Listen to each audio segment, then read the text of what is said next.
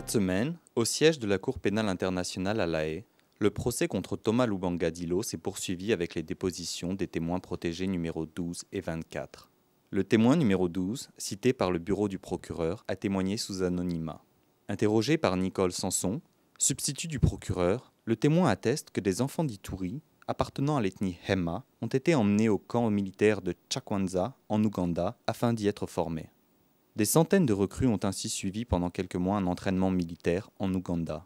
Parmi elles figuraient des enfants. Lorsque des organisations internationales commencèrent à s'en prendre à l'Ouganda, concernant la formation d'enfants soldats, le témoin voyagea au camp de Chakwanza afin de récupérer les enfants et les ramener en Ituri.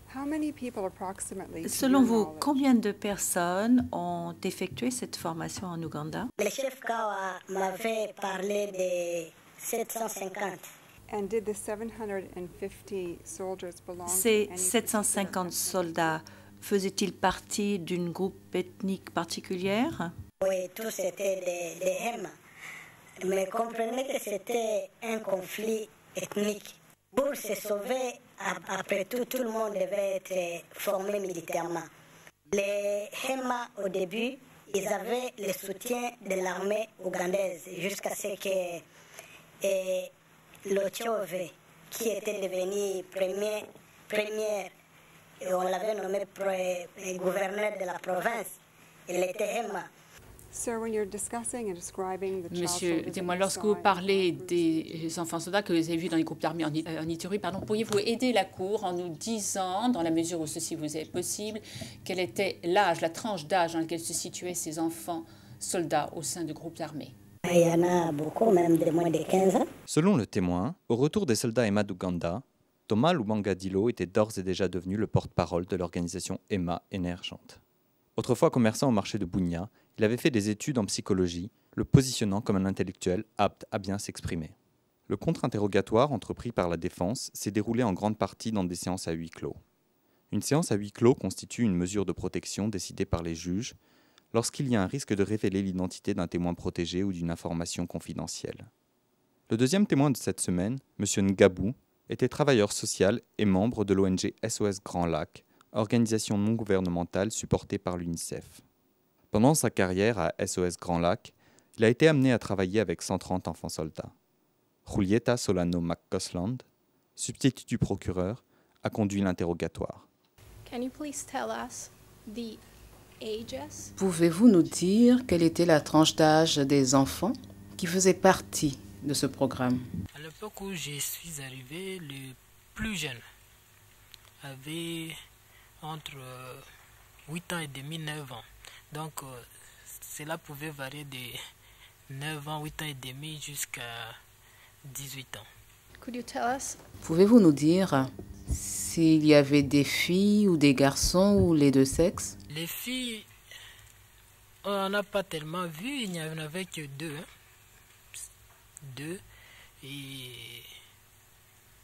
Mais il y avait plus de garçons. Les garçons étaient plus aptes au combat que les filles, sûrement. Comment, précisément, est-ce que ces enfants étaient sollicités? Bon, ça dépendait. Des familles qui avaient encore l'affection pour leurs enfants pouvaient les cacher peut-être. Sinon, ces enfants étaient menacés. Si vous ne réintégrez pas l'armée, c'est votre famille ou bien vous-même qui seraient menacés ou attaqués. À votre connaissance, les chefs des groupes armés étaient informés par des personnes ou par des organisations de l'âge possible pour le recrutement?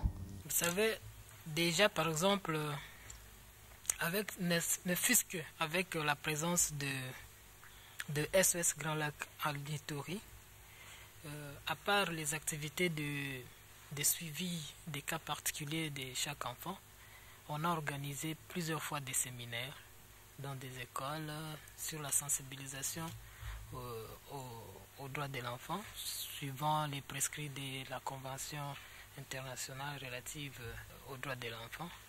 Donc on a mené ça, on faisait des diffusions à la radio, et quand l'UPC a pris le pouvoir à Bunia, je pense que c'était après que nous ayons sensiblement mobilisé ou sensibilisé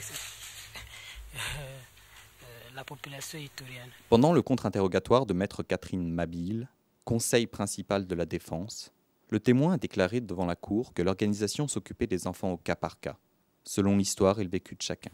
Vous avez également dit que vous étiez peu nombreux pour effectuer les tâches qui vous avaient été assignées dans ce programme. Pensez-vous que le programme aurait pu obtenir de meilleurs résultats si vous aviez disposé de moyens financiers plus importants? Les enfants que nous fréquentions et qui nous fréquentaient souvent, je vais parler de ceux de Bunia par exemple, ils avaient tous les nécessaires pour qu'ils puissent facilement s'intégrer dans la société. Et nous étions disposés même à faire plus.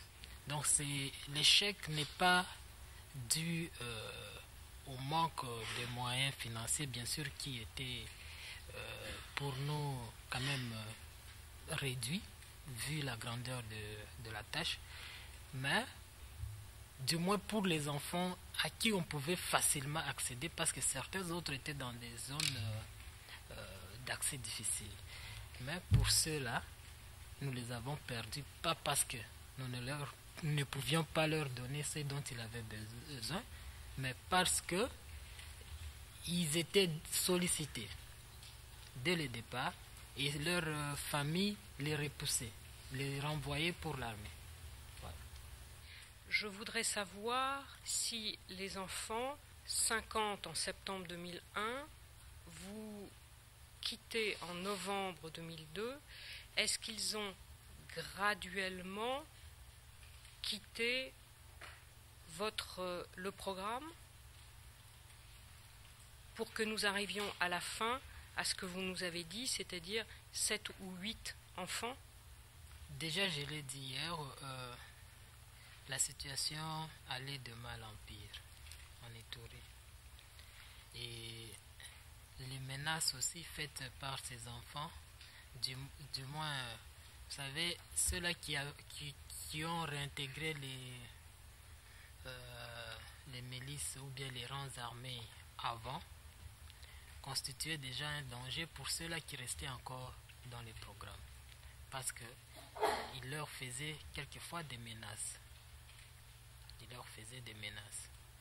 Et ça, s'il était possible de lire dans certains des rapports de l'organisation, vous pouvez les trouver.